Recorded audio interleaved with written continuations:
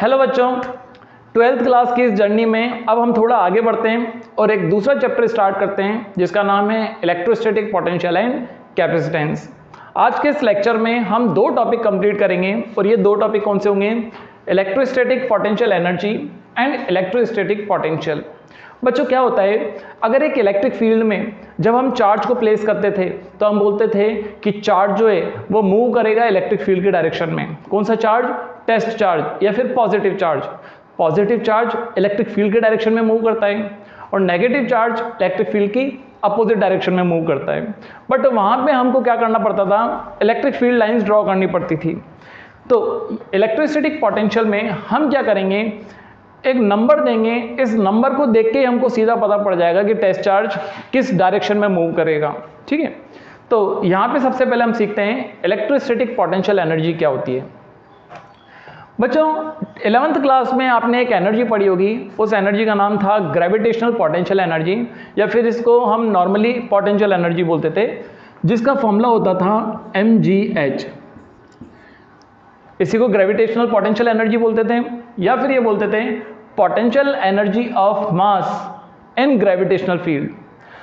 आज जो हम एनर्जी पढ़ने वाले हैं इस एनर्जी का नाम है इलेक्ट्रोस्टैटिक पोटेंशियल एनर्जी। तो एक बात तो क्लियर हो गई कि electrostatic potential energy charge body में होगी। अगर किसी बॉडी के पास चार्ज नहीं है तो उसकी पोटेंशियल एनर्जी भी नहीं होगी या उसके कारण पोटेंशियल एनर्जी या उसमें पोटेंशियल एनर्जी स्टोर्ड नहीं होगी। कंसीडर करते हैं एक कार्टेशियन प्लेन। इस कार्टेशियन प्लेन में ओरिजिन पे हमने एक चार्ज प्लेस कर रखा है Q। ठीक है, अब ये वो पोजीशन हो गई जहाँ पे इलेक्ट्रिक फील्ड नहीं है। इलेक्ट्रिक फील्ड अगर नहीं है तो यहाँ पे एनर्जी भी नहीं होगी। क्यों बेटा? एनर्जी कब स्टोर होती है? जब हमने एक्सटर्नल वर्क किया हो। ठीक है, अब कोई चार्ज अगर यहाँ पे प्लेस्ड है, इन्फिनिटी पे प्लेस्ड है, तो उस पर कोई फोर्स ही नहीं लग रहा। अगर फोर्स ही नहीं लग रहा तो वर्क करना ही नहीं पड़ा होगा। इस पॉजिटिव चार्ज को यहां से लेके और इस पोजीशन तक अगर लेके आए, ये पोजीशन अपनी है P। इस P पॉइंट का पोजीशन वेक्टर जो है वो है R वेक्टर। ठीक है, तो इन्फिनिटी से इस P पॉइंट तक लाने में कुछ वर्क करना पड़ा होगा। इस वर्क को देखने के लिए सबसे पहले क्या देखते हैं कि यहाँ पे दो पॉइंट्स हैं, एक पॉइंट है A और दूसरा पॉइंट है B। A से B तक की जो डिस्टेंस है वो डिस्टेंस है स्मॉल डिस्टेंस dr और यहाँ से लेके A तक की जो डिस्टेंस है वो है x।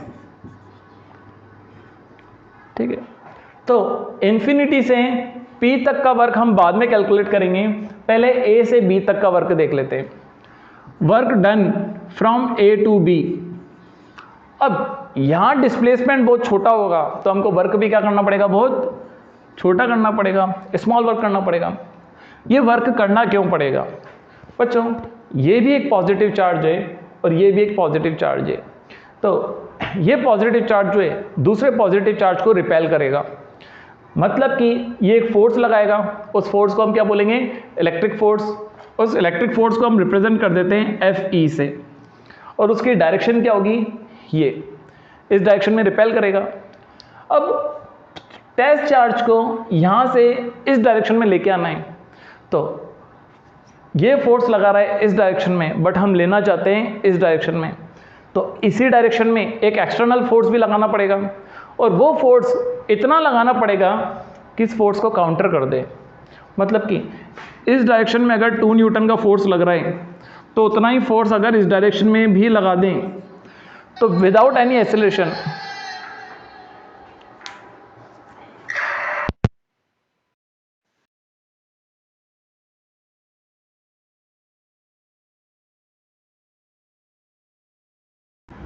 वापस देखते हैं एक बार। इस डायरेक्शन में फोर्स लग रहा था 2 न्यूटन का, जो कि ये चार्ज अप्लाई कर रहा था। तो इसी फोर्स को काउंटर करने के लिए अपोजिट डायरेक्शन में एक एक्सटर्नल फोर्स लगाना पड़ेगा और ये फोर्स भी कितना लगाना पड़ेगा? 2 न्यूटन का। तो ये चार्ज जो है विदाउट एनी एक्सेलरेशन यहाँ की तरफ मूव करेगा क्योंकि नेट फोर्स 0 हो गया। ठीक है, अब A से B तक का वर्क कितना होगा वो देख लेते हैं। तो हमको जो फोर्स लगाना पड़ा है, कितना फोर्स लगाना पड़ा है? एक्सटर्नल फोर्स लगाना पड़ा है, किसके अगेंस्ट? इलेक्ट्रिक फोर्स के अगेंस्ट। और डिस्टेंस कितनी ली हमने? dr। ये छोटा सा वर्क करना पड़ेगा, बट हमको ये एनर्जी इस पॉइंट से इस पॉइंट तक फाइंड आउट करनी है। तो दोनों तरफ क्या करना पड़ेगा? Integration, integrate both side.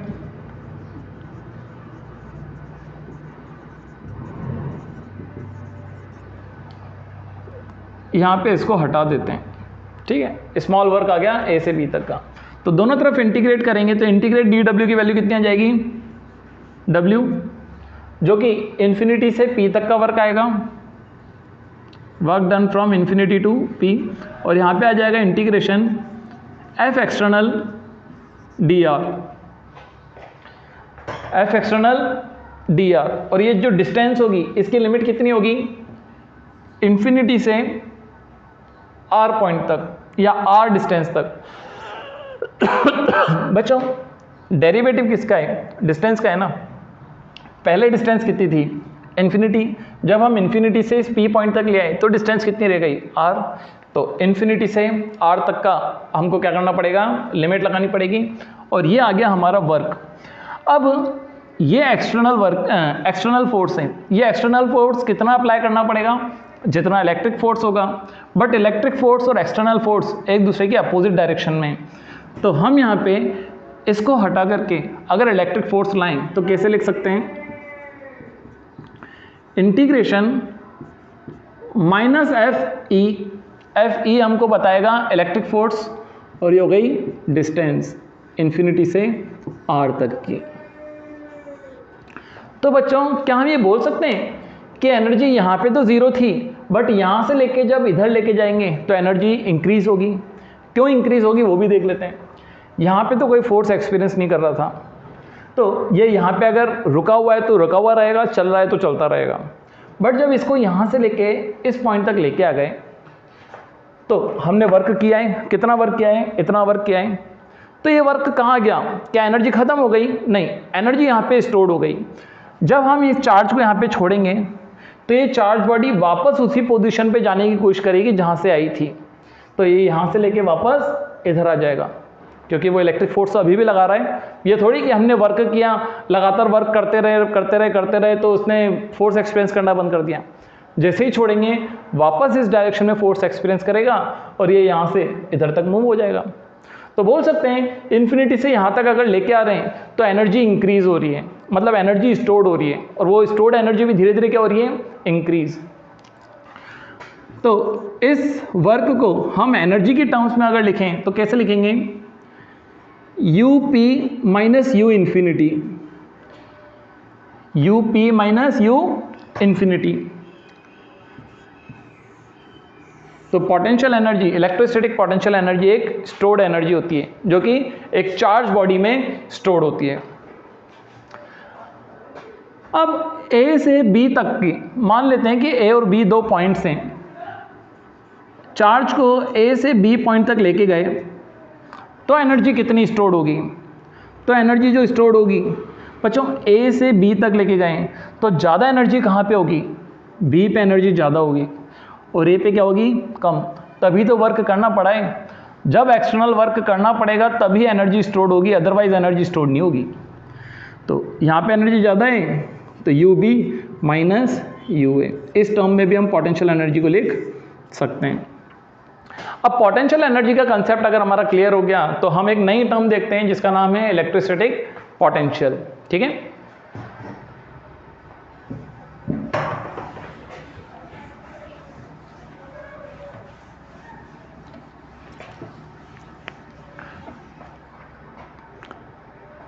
अब बच्चों क्या होता है कि ये जो वर्क किया है ये वर्क हमने किसी न किसी चार्ज बॉडी पे ही तो किया था।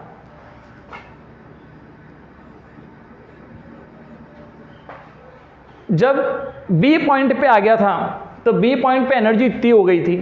अब इस एनर्जी में अगर मैं चार्ज का डिवाइड दे दूं, कौन से चार्ज का? जिस चार्ज बॉडी में एनर्जी स्टोर्ड हुई है। अगर वो चार्ज Q था तो B पॉइंट पे जो पोटेंशियल है वो हो जाएगा VB। इलेक्ट्रिक पोटेंशियल को कैसे डिफाइन करेंगे? Electric potential is defined as work done on charge, work done on charge charge पे जो वर्क होगा, बच्चों मैं यू बी लिखूं या वर्क लिखूं एक ही बात है, क्योंकि वर्क डन जो है as a potential energy stored हो जाता है। या फिर इसको ऐसे ना लिखना हो तो इस टाइप से लिख दो, W infinity B upon Q, work done to carry charge from infinity to point B, work done on charge from infinity to B is defined as electric potential। तो ये हो गया B पे पोटेंशियल। ऐसे ही A पे अगर potential निकालें तो A पे पोटेंशियल कितना होगा, UA अपॉन Q, या फिर इसको लिख सकते हैं हम W infinity A upon Q। अगर B तक लेके जाएंगे तो B का पोटेंशियल मिल जाएगा, A पे लेके जाएंगे तो A का पोटेंशियल आ जाएगा। ये हो गया B पॉइंट, ये हो गया A पॉइंट। अब कहाँ पे ज़्यादा पोटेंशियल होगा बच्चों, जहाँ पे एनर्जी ज़्यादा होगी ना वहाँ पोटेंशियल भी ज़्यादा होगा। कंसिडर कर लेते हैं कि B ज़्यादा पोटेंशियल पे, मतलब यहाँ पे लाने में ज़्यादा वर्क करना पड़ा, यहाँ पे लाने में हमको कम वर्क करना पड़ा था। तो इन दोनों पॉइंट्स के बीच में कुछ डिफरेंस आ गया है पोटेंशियल में, और ये पोटेंशियल का डिफरेंस को हम कैसे लिख सकते हैं, VB माइनस VA। डिफरेंस जब भी फाइंड आउट करना होता है हायर वैल्यू में से लोअर वैल्यू को सब्ट्रैक्ट कर देते हैं। तो VB minus VA equal to क्या होगा, UB by Q minus UA by Q। इसको और ढंग से लिखें तो UB minus UA upon Q। ठीक है, अब UB माइनस UA हमको क्या बता रहे हैं, वर्क हुआ है कहाँ से कहाँ तक का, A से B तक का, तभी तो एनर्जी में चेंज है। तो इसी टर्म को एक और फॉर्म में लिख सकते हैं, WAB अपॉन Q। ये हमारा आ गया इलेक्ट्रोस्टैटिक पोटेंशियल डिफरेंस, और ये क्या आ गया, इलेक्ट्रोस्टैटिक पोटेंशियल। किसी एक पॉइंट पे पोटेंशियल फाइंड आउट करना हो तो अपन इस टाइप से फाइंड आउट करेंगे, और दो पॉइंट्स के बीच में पोटेंशियल डिफरेंस फाइंड आउट करना हो तो इस टाइप से फाइंड आउट करेंगे। पोटेंशियल की यूनिट होगी, potential is defined as work done on test charge, potential difference is defined as work done from one point to another point on test charge। Work की जो unit होगी वो होगी joule, charge की जो unit होगी वो होगी कूलाम, और जूल पर कूलाम को ही हम एक नया नाम देते हैं क्या, वोल्ट। तो पोटेंशियल की यूनिट हो गई वोल्ट। अब 1 वोल्ट को अगर डिफाइन करें तो potential is said to be 1 volt if 1 joule is work done on a 1 coulomb charge. 1 coulomb charge को एक पॉइंट से दूसरे पॉइंट तक लाने में अगर 1 जूल वर्क करना पड़ा है तो हम बोलेंगे कि पोटेंशियल कितना होगा, 1 वोल्ट, या पोटेंशियल डिफरेंस कितना होगा, 1 वोल्ट।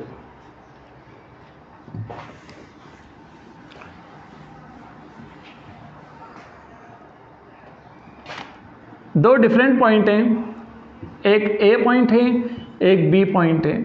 यहाँ पे पोटेंशियल जो है अपना वो है 20 वोल्ट, और यहाँ पे जो पोटेंशियल है वो है 10 वोल्ट। तो टेस्ट चार्ज को B से A तक ले जाने में वर्क करना पड़ेगा, हाँ वर्क करना पड़ेगा। कितना वर्क करना पड़ेगा, B से A तक का। किस पे करना पड़ेगा, चार्ज पे, जिस चार्ज को हम लेके गए, मान लेते हैं Q चार्ज को लेके गए। तो work done on test charge और charge is defined as potential difference, और ये पोटेंशियल डिफरेंस कितना आ जाएगा, VA माइनस VB। इस बार A हायर पोटेंशियल पे और B लोअर पोटेंशियल पे, और इसकी वैल्यू कितनी आ जाएगी, 10 वोल्ट।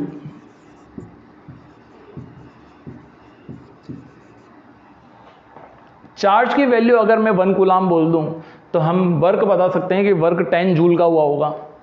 चार्ज की वैल्यू अगर मैं 2 बोल दूं तो ये 100% कितना आ जाएगा, 20 जूल, क्योंकि 20 अपॉन 2 ही तो 10 आएगा। ठीक है, अब बताओ कि अगर टेस्ट चार्ज को मैं यहाँ पे रख दूं, एक पॉजिटिव चार्ज है, उस पॉजिटिव चार्ज को यहाँ पे रख दूं, तो क्या वो चार्ज खुद ही मूव करेगा? आपका क्वेश्चन है ये कि क्या खुद ही मूव करेगा? देखते हैं करेगा कि नहीं करेगा। बच्चों पॉजिटिव चार्ज हमेशा एक पॉजिटिव सोर्स चार्ज से दूर भागना चाहता है। ये हायर पोटेंशियल पे, मतलब कि ये वाला पॉइंट जो है वो पॉजिटिव चार्ज के ज़्यादा पास है, और ये लोअर पोटेंशियल पे मतलब कि ये सोर्स चार्ज के दूर है। तो एक पॉजिटिव टेस्ट चार्ज हमेशा दूर भागने की कोशिश करता है। तो positive test charge higher potential से लोअर पोटेंशियल तक खुद ही आएगा, ठीक है। ऐसे ही अगर यहाँ पे इधर नेगेटिव चार्ज प्लेस कर दें तो क्या होगा। नेगेटिव चार्ज अगर प्लेस कर देंगे तो नेगेटिव चार्ज हमेशा पॉजिटिव सोर्स चार्ज के पास जाना चाहता है, तो ये नेगेटिव चार्ज इस पॉइंट से इस पॉइंट तक खुद ही आएगा, लोअर पोटेंशियल से हायर पोटेंशियल तक खुद ही आएगा।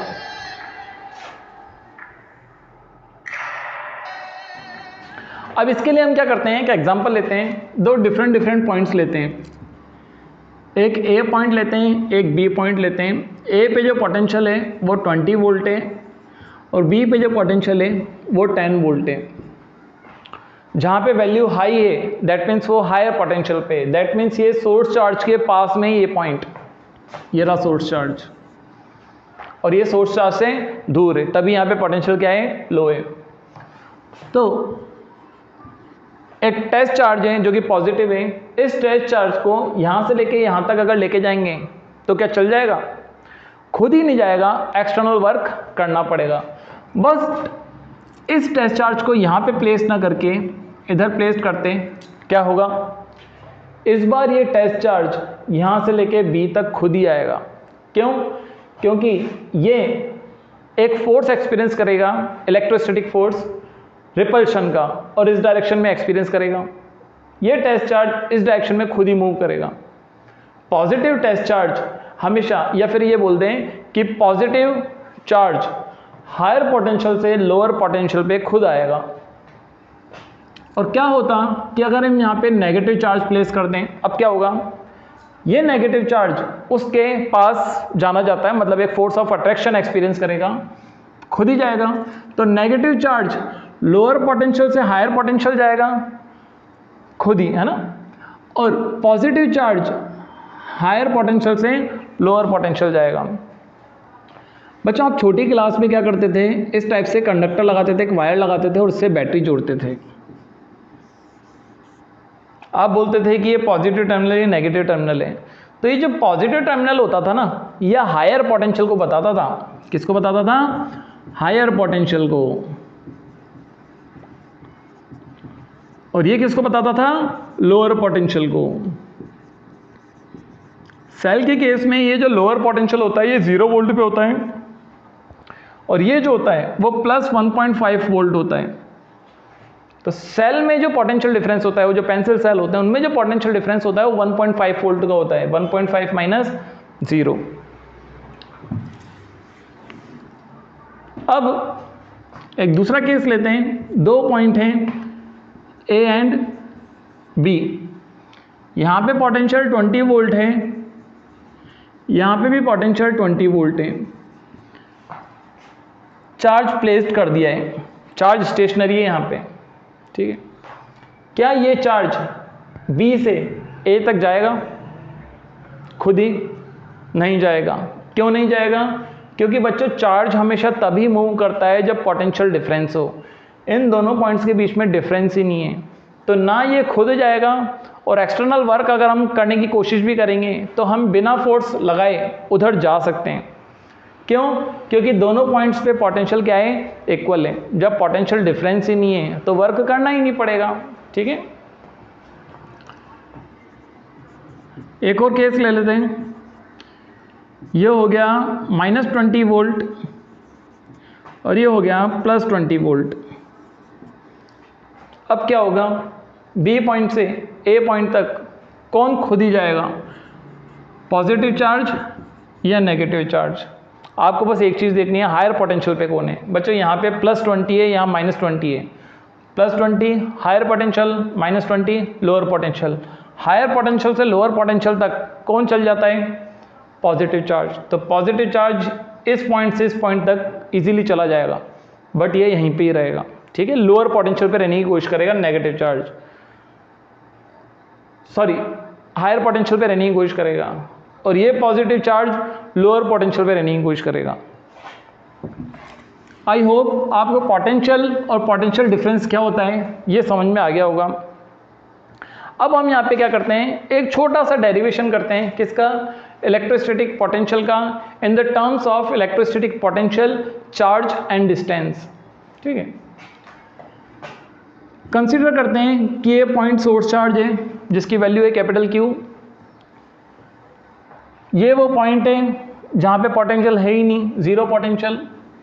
इस पॉइंट से इस पॉइंट तक लेके आना है एक चार्ज को, या P पॉइंट पे हमको पोटेंशियल फाइंड आउट करना है कितना होगा। P पॉइंट जो है यहाँ से R डिस्टेंस पे, और ये डिस्टेंस कितनी है, इन्फिनिटी। इन्फिनिटी पे कोई भी पोटेंशियल नहीं होता है। पोटेंशियल की कैलकुलेशन करने के लिए हमको वर्क देखना पड़ेगा। क्यों देखना पड़ेगा, क्योंकि पोटेंशियल जो होता है वो वर्क ऑन डैश चार्ज होता है। तो सबसे पहले किसकी कैलकुलेशन करनी पड़ेगी, वर्क की। अब वर्क की कैलकुलेशन हम कैसे करते हैं, कंसीडर करते हैं यहाँ पे दो पॉइंट्स हैं A एंड B, जिनके बीच में डिस्टेंस बहुत छोटी है, स्मॉल dr है, एंड ये जो डिस्टेंस है वो x है। इसको dr की जगह dx ले लेते हैं। ठीक है, अब इन्फिनिटी से छोड़ते हैं, हम यहाँ से बात करते हैं A से B तक टेस्ट चार्ज को अगर लेके जाएंगे तो वर्क करना पड़ेगा, हाँ स्मॉल वर्क करना पड़ेगा। और ये वर्क कितना होगा, ये वर्क होगा F external into distance dx, इतना वर्क करना पड़ेगा। F एक्सटर्नल को हटाएं अगर और हम इलेक्ट्रिक फोर्स लेके आएँ तो माइनस करना पड़ेगा, माइनस में पुट करना पड़ेगा, minus FE electrostatic force dx। अब ये इलेक्ट्रोस्टैटिक फोर्स हम कैलकुलेट कर सकते हैं। एक चार्ज यहाँ पे प्लेस्ड है, एक चार्ज यहाँ पे प्लेस्ड है, तो दोनों चार्जेस के बीच में कितना फोर्स लगेगा हम कैलकुलेट कर सकते हैं। Here FE is equal to, force का फॉर्मूला क्या था, 1/4πε0 Q1 Q2 अपॉन डिस्टेंस, दोनों के बीच में डिस्टेंस कितनी है अभी, x। तो इतना फोर्स एक्सपीरियंस कर रहे हैं। इस फोर्स की वैल्यू यहाँ पुट कर देंगे तो put value in above equation, we get dW is equal to minus 1/4πε0 QQ upon, अच्छा बच्चा ये डिस्टेंस का स्क्वायर होता था, x स्क्वायर dx। A से B तक का वर्क कितना होगा वो हमको मिल चुका है, बट हमको A से B तक का वर्क थोड़ी फाइंड आउट करना है, हमको तो इन्फिनिटी से P तक का वर्क फाइंड आउट करना है। तो इंटीग्रेट करेंगे, integrate both side, integration dW integration -1/4πε0 QQ upon x square dx। अब लिमिट पुट करनी पड़ेगी। जब इन्फिनिटी पे था तो एनर्जी ज़ीरो थी, मतलब वर्क नहीं करना पड़ रहा था जब इन्फिनिटी पे था। जब डिस्टेंस इन्फिनिटी थी तो किसी भी टाइप का वर्क नहीं करना पड़ रहा था। जब हम इस पॉइंट पे लाएंगे तो डिस्टेंस कितनी रह जाएगी, ओनली r डिस्टेंस रह जाएगी। तो डिस्टेंस जब r हो जाएगी तो वर्क कितना कितना करना पड़ेगा, w। इंटीग्रेशन dW की वैल्यू तो आ जाएगी w, lower limit upper limit, -1/4πε0 सीधा आ जाएगा बाहर, Q ये भी कांस्टेंट है इसलिए बाहर आ जाएंगे। बचेगा इंटीग्रेशन इन्फिनिटी से x 1/x² dx। यहाँ पे लिमिट अगर पुट करेंगे तो वर्क w ही आएगा। पहले अपर लिमिट पुट करेंगे माइनस फिर lower limit, equal to -1/4πε0 QQ। बच्चों 1/x² का इंटीग्रेशन अगर हम करें तो -1/x आएगा, -1/x lower limit upper limit. ये एक्स क्यों कर रहे हैं, आर होगा ना ये तो। अब क्या होगा, ये नेगेटिव क्या हो जाएंगे, पॉजिटिव। अब लिमिट्स भी पुट करते हैं, पहले अपर लिमिट पुट करेंगे माइनस फिर लोअर लिमिट।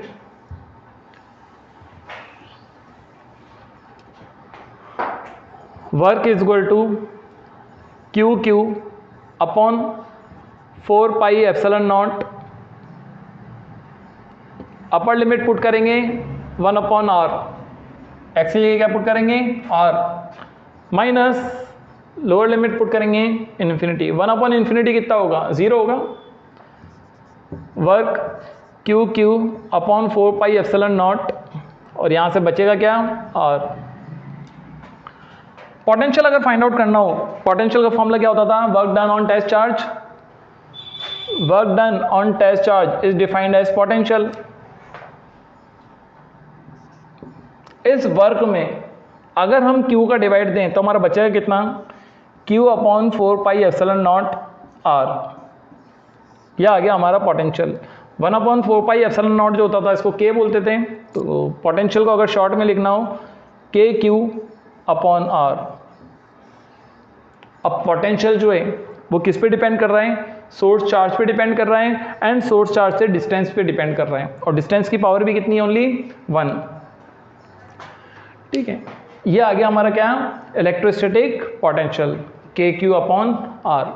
अब बच्चों हम ये बोल सकते हैं कि सपोज करो कि ये एक सोर्स चार्ज है, इस सोर्स चार्ज के कारण ये एक पोटेंशियल, ये एक पॉइंट है, इस पॉइंट पे पोटेंशियल होगा, कंसीडर कर लेते हैं 20 वोल्ट है। अब इस पॉइंट से अगर हम इस पॉइंट पे चले जाते हैं, थोड़ा दूर शिफ्ट हो गए, तो यहाँ पोटेंशियल इंक्रीज होगा कि डिक्रीज होगा, पोटेंशियल डिक्रीज हो जाएगा। क्यों डिक्रीज होगा, क्योंकि डिस्टेंस बढ़ चुकी है। डिस्टेंस अगर बढ़ जाएगी तो पोटेंशियल खुद ही क्या हो जाएगा, कम। तो पॉजिटिव चार्ज बॉडी से जैसे जैसे दूर जाते जाएंगे पोटेंशियल डिक्रीज होता जाएगा। बट क्या होता है कि ये अगर नेगेटिव चार्ज बॉडी होती है तो नेगेटिव चार्ज बॉडी में यहाँ होता -20 वोल्ट, यहाँ होता -10 वोल्ट, -10 और -20, बताओ हायर पोटेंशियल पे कौन होगा, ये होगा हायर पोटेंशियल पे। तो नेगेटिव चार्ज बॉडी से जैसे जैसे दूर जाते जाएंगे पोटेंशियल इंक्रीज होता जाएगा। पॉजिटिव चार्ज बॉडी में क्या होता था, पॉजिटिव चार्ज बॉडी से दूर जाएंगे तो पोटेंशियल डिक्रीज होगा, नेगेटिव चार्ज बॉडी से दूर जाएंगे तो पोटेंशियल इंक्रीज होगा। अब इलेक्ट्रिक फील्ड और इलेक्ट्रोस्टैटिक पोटेंशियल, इन दोनों को अगर एक ही ग्राफ पे प्लॉट करें तो कैसे ड्रॉ करेंगे वो देखते हैं।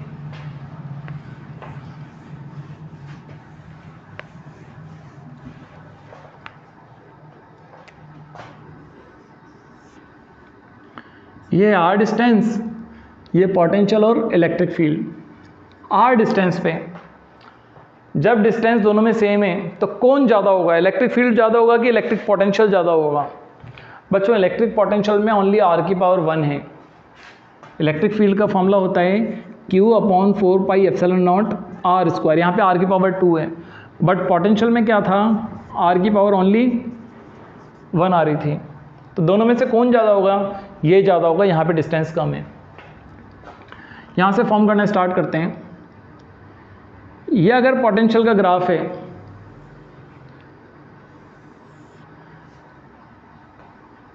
तो ये किसका ग्राफ होगा, इलेक्ट्रिक फील्ड का। ठीक है, इस टाइप से इलेक्ट्रिक फील्ड और पोटेंशियल के बीच में ये ग्राफ हो गया। आज की क्लास में हमने क्या किया, इलेक्ट्रिक पोटेंशियल एनर्जी और इलेक्ट्रिक पोटेंशियल के बारे में पढ़ा। सिंपल सा इलेक्ट्रिक पोटेंशियल क्या होता है, work done on test charge, जिसका फॉर्मूला होता है KQ अपॉन आर। ठीक है, आज की क्लास में इतना ही। नेक्स्ट लेक्चर में हम देखेंगे potential due to electric dipole. ठीक है, थैंक यू।